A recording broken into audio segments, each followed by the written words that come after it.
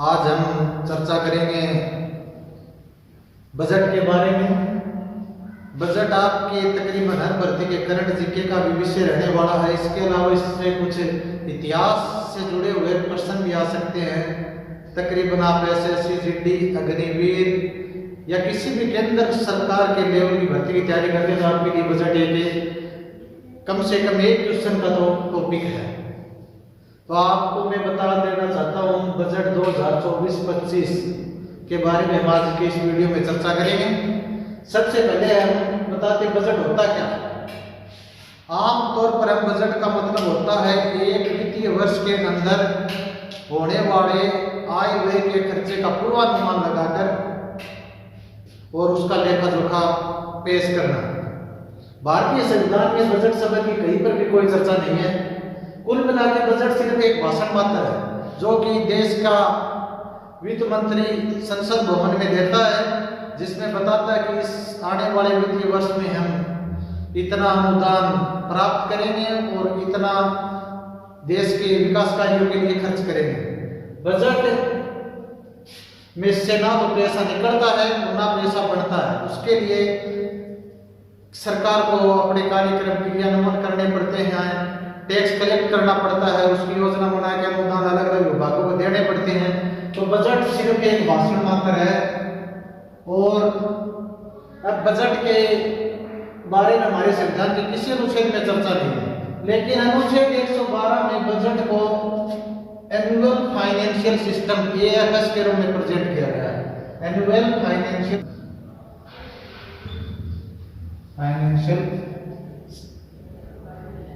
Statement system नहीं, यानी वार्षिक वित्तीय वर्णन इस अनुच्छेद 112 में बताया गया है। अब अगर आपसे कोई क्वेश्चन आता है कि बजट का वर्णन संविधान के किस अनुच्छेद में है,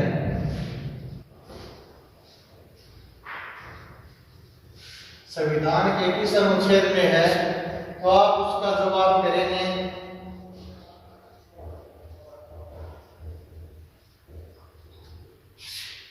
बजट शब्द का वर्णन संविधान के किस अनुच्छेद में है, तो उसका आप जवाब करेंगे कहीं नहीं। हाँ, AFS पूछे या पूछे बजट के बारे में संविधान, तो आप जवाब करेंगे अनुच्छेद 112। अब आगे हम थोड़ा सा बजट के इतिहास के बारे में चर्चा करते हैं कि भारत में बजट कब से पेश होने शुरू हुए। तो सर्वप्रथम भारत में ब्रिटिश भारत उस टाइम बजट पेश हुआ था 1860 में।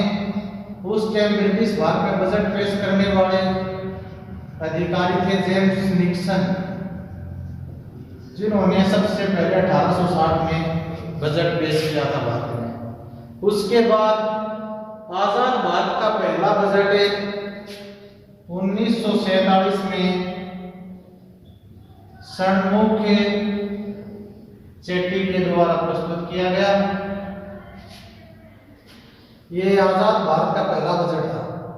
एक क्वेश्चन और भी पूछ सकता है, गणतांत्रिक भारत यानी संविधान लागू हो गया देश का, उसके बाद का पहला बजट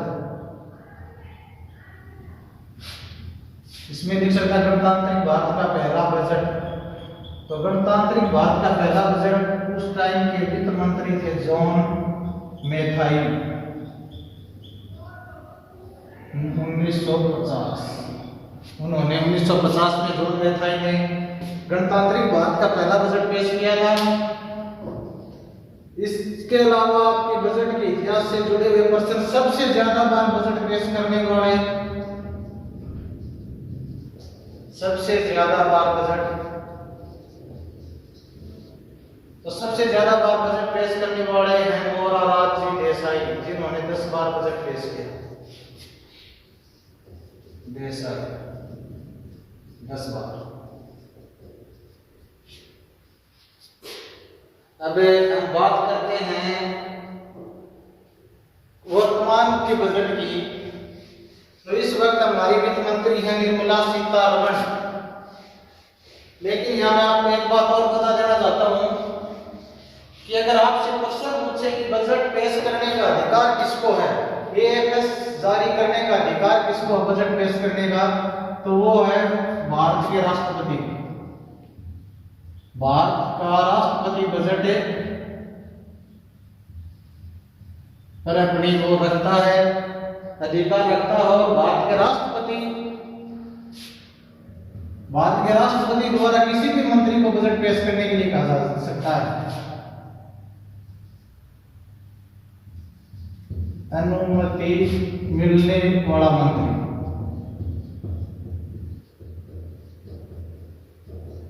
ये कहते ही जरूरी नहीं है कि देश का वित्त मंत्री ही बजट पेश करेगा। आमतौर पर होता है ये कि देश का वित्त मंत्री बजट पेश करता है, लेकिन देश के राष्ट्रपति द्वारा जिस भी मंत्री को कहा जाता है कि आप आने वाले बजट का भाषण तैयार करके पेश करेंगे, लोकसभा में रखेंगे, वही मंत्री पेश करता है। ऐसा एक बार हुआ है पीयूष गोयल, जिन्होंने 2019 में बजट को पेश किया था और वो उस टाइम रेल मंत्री थे। रेल मंत्री थे पीयूष गोयल, जिन्होंने 2019 में बजट पेश किया था। पीयूष, क्योंकि उस टाइम के वित्त मंत्री अरुण जेटली साहब की तबीयत खराब चल रही थी, तो देश के तत्कालीन राष्ट्रपति ने पीयूष गोयल को अनुमोदित किया कि आप आने वाला टाइम का बजट पेश करेंगे। वर्तमान वित्त मंत्री हमारी निर्मला सीतारमण, जिन्होंने अभी 1 फरवरी को अपना 6वां बजट पेश किया, बजट भाषण दिया है। इनके निर्मला सीतारमण जी के नाम पर 2 और क्वेश्चन भी बनते हैं, 2 रिकॉर्ड भी दर्ज है। एक तो है सबसे लंबा बजट भाषण,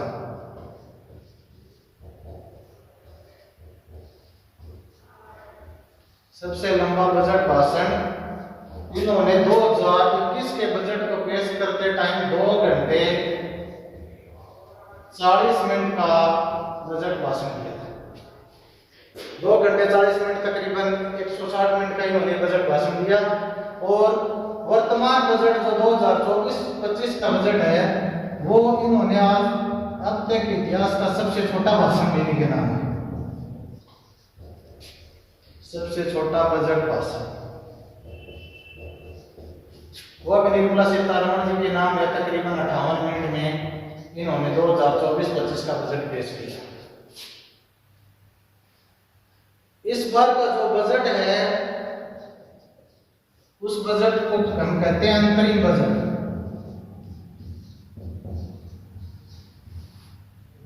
अंतरिम बजट उस सत्र में प्रस्तुत किया जाता है जिस साल लोकसभा के चुनाव होने हो। जब लोकसभा के चुनाव होने होते हैं तो सरकार बजट सिर्फ फरवरी से लेकर उस टाइम तक का, मतलब आने वाले 3-4 महीनों का बजट पेश करती है, जिसमें वो बताते कि आने वाले 3-4 महीनों में हमें इतना व्यय करना होगा, इतना खर्चा होगा, जिसमें हमारी डिफेंस की सैलरी, अन्य गवर्नमेंट एम्प्लॉय की सैलरी, एमपीएमएलए की सैलरी, इसमें कोई ज्यादा नई घोषणाएं नहीं होती। बिल्कुल एक तरह से rasgulla type, formality type budget होता है, जिसमें सरकार आने वाले कुछ 3-4 महीनों के बाद में होने वाले अपने खर्चे के बारे में बताती है, पिछले 4-5 सालों के कार्यकाल में उसकी की हुई उपलब्धियों को के बारे में चर्चा करती है और कुछ नए लक्ष्य निर्धारित करती है, लेकिन उनके लिए कोई बजट निर्धारित नहीं करती। इस अंतरिम बजट जो कि हर 5 साल में एक बार होता है। पूर्णकालिक बजट अब जब चुनाव हो जाएंगे उसके बाद जुलाई में आएगा, तब बहुत जरूरी नहीं कि वर्तमान भाजपा सरकार ही है, जो नई सरकार आएगी वो बताएगी कि हमारे पास इतना कोष है, आगे इतना कोष कलेक्ट करने वाले हैं, इतना धन आएगा और हम इतनी योजनाओं को जारी रखेंगे, इतना धन खर्च करेंगे। तो पूर्णकालिक बजट चुनाव होने के बाद तकरीबन जुलाई 2024 में पेश होगा, यानी जिस साल चुनाव होते हैं उस साल अंतरिम बजट पेश होता है। अंतरिम बजट के बारे में पूछे कि अंतरिम बजट क्या होता है, तो अंतरिम बजट या कितनी साल में से पेश किया जाता है, तो आमतौर पर ये 5 साल में एक बार होता है, लेकिन कई बार सरकार गिरने की या मध्यावधि चुनाव की स्थिति में इसे पहले भी पेश करना पड़ सकता है। अंतरिम बजट में चुनाव तक का ब्यौरा होता है। चुनाव तक के खर्चे के बारे में जानकारी दी जाती है और बजट के बारे में आपको जैसे हमने पहले ही बता दिया था, बजट एकमात्र भाषण है जिसमें बजट से ना ही तो पैसा निकलता है ना ही पैसा बजट के अंदर डाला जाता है। बजट में आपको सिर्फ ये बताया जाता है कि सरकार की इन चीजों को लेकर नीति है, सरकार ये कार्य आने वाले 1 वर्ष के अंदर करना चाहती है। उसके बाद प्रत्येक विभाग के मंत्री से अलग अलग अनुदान डाटा मांगा जाता है, फिर निर्धारित किया जाता है कि किसको कितना व्यय करने के लिए अंशदान दिया जाएगा, कि उसको कितने रुपए मिलने वाले हैं। आप ये 4-5 बातें जो मुख्य रूप से आपको याद रखनी है कि अंतरिम बजट जो चुनाव के साल में पेश किया जाता है, कब पेश किया जाता है तो चुनाव के वर्ष में। उसके अलावा पहले व्यक्ति हैं पीयूष गोयल, जिन्होंने रेल मंत्री रहते हुए पूर्णकालिक बजट पेश किया। फिर सबसे लंबा बजट भाषण निर्मला सीतारमण जी का, सबसे छोटा बजट भाषण वह भी निर्मला सीतारमण जी का। ब्रिटिश भारत में बजट पेश हुआ सबसे पहली बार 1860 में जेम्स निक्सन द्वारा। आजाद भारत का पहला बजट 1947 में, और इस बजट को पेश करने वाले थे षणमुख चेट्टी।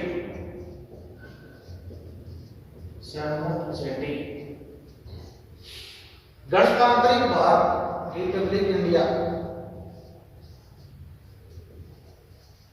इंडिया का पहला बजट है 1950 में, और इस बजट को पेश करने वाले थे जॉन मैथाई। सबसे ज्यादा बार बजट पेश करने वाले हैं अपने मोरारजी देसाई।